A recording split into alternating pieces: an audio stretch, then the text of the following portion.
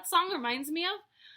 It reminds me of a Shakespeare play I read recently about this girl dressing up like a guy. Oh, what was it again? Oh yeah, the Twelfth Night. Shoot, I forgot who wrote that. I should look it up and refresh my memory. Oh, that's right, William Shakespeare. Huh. He sounds kind of important. Maybe I should look up a little bit about his life. William Shakespeare was born in Stratford-upon-Avon on April 23, 1564, to Mary and John Shakespeare. Both Mary and John were prominent in their community. John even became a bailiff in Stratford when Shakespeare was young, which is similar to the position of a mayor today. Shakespeare attended the local grammar school, but only until around the age of 13, and his education did not go much further than that. Since his mother was literate, it is speculated that she may have assisted in Shakespeare's education. At age 18, Shakespeare married the 26-year-old Anne Hathaway, and together they had 3 children. After the birth of his second and third children, twins Hamnet and Judith, there was a period of time of Shakespeare's life where he seemingly disappeared. It is thought that during this time he was working in London to establish himself as an actor and a playwright. These are called the lost years.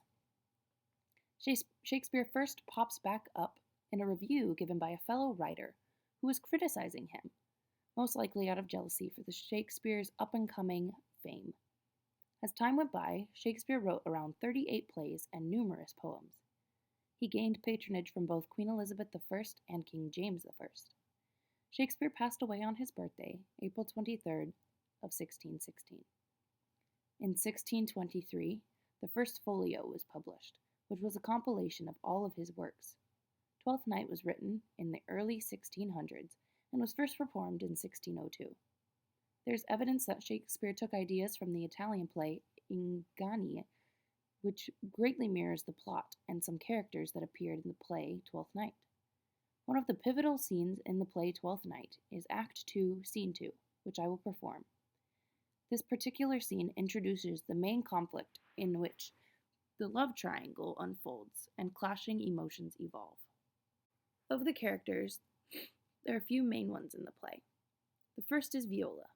Viola is a shipwrecked girl that believes her twin brother Sebastian is dead. She dresses as a man named Cesario and works for the Duke Orsino.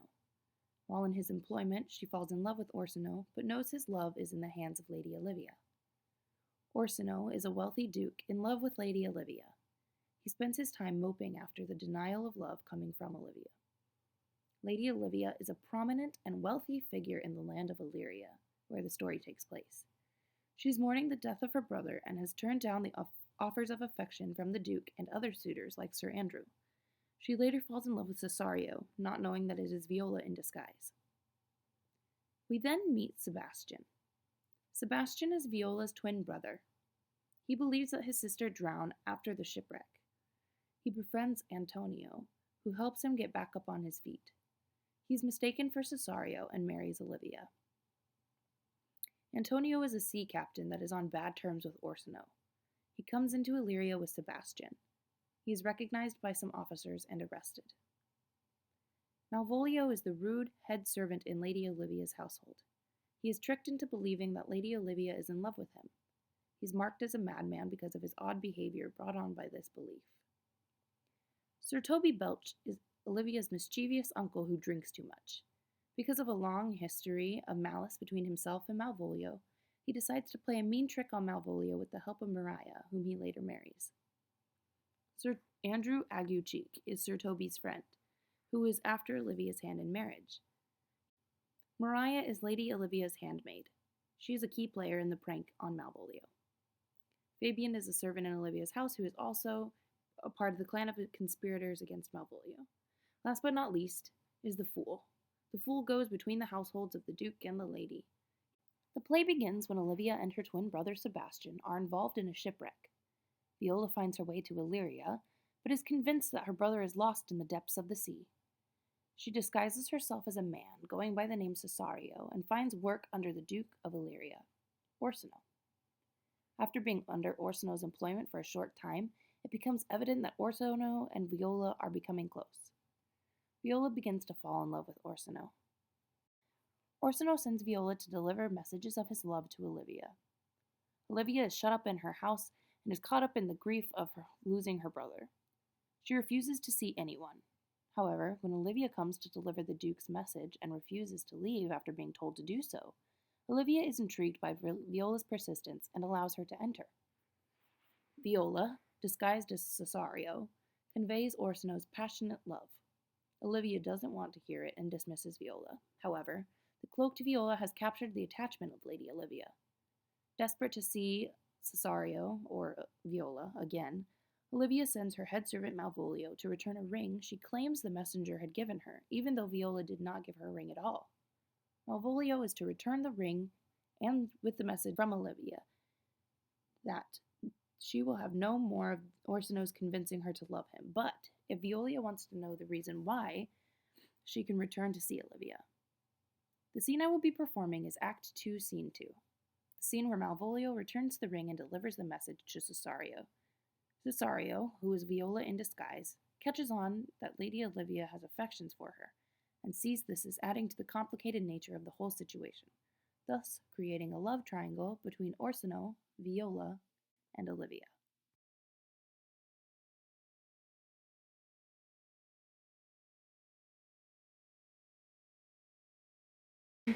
Come now, come now. Were you not even now with the Countess Olivia? Even now, sir. On a moderate pace, I have since arrived hither. Oh, she returns this ring to you, sir. You might have saved me my pains and taken it away yourself. She adds, moreover, that you put your lord in a desperate assurance she will none of him. And that you should be so hearty as to come again in his affairs, unless it be to report your lord taking this. Receive it so. Why, she took the ring of me. I'll none of it. Oh, come, sir, you peevishly threw it to her. And her will is it should be so returned. If it be worth stooping for, there it is in your eye. If not, be it his that finds it. I left no ring with her. What means this lady? Fortune forbid, my outside has not charmed her. Oh, she made good view of me, indeed, so much that methought that she had lost her tongue. She did speak in starts distractedly. Oh, she loves me. The cunning of her passion invites me with this churlish messenger. None of my lord's ring. He sent her none. I am the man, if it so be, as 'tis. Oh, poor lady, she were better love a dream. Disguise, I see thou art a wickedness, wherein the pregnant enemy does much. Oh, how easy it is for the proper false in women's waxen hearts to set their forms. Alas, our frailty is the cause, not we. Oh, how will this fadge? Oh, my master loves her dearly, and I, poor monster, fond of him on as much. Oh, what will become of this? She, mistaken, dotes on me. Oh, as I am a man, my state is desperate for my master's love, and as a woman, oh, now alas the day! What thriftless sighs this poor Olivia breathes. Oh, time, thou must entangle this, not I, not me. This is far too complicated and not for me to untie. This scene demonstrates the complicated nature of love and how love is blind. This soliloquy that Viola says introduces us to the conflict in the play, which comes about due to Viola's love for Orsino, Orsino's love for Olivia, and Olivia's love for Viola, who is dressed as Cesario. This section also foreshadows the part that the folly of love will render throughout the remainder of the play.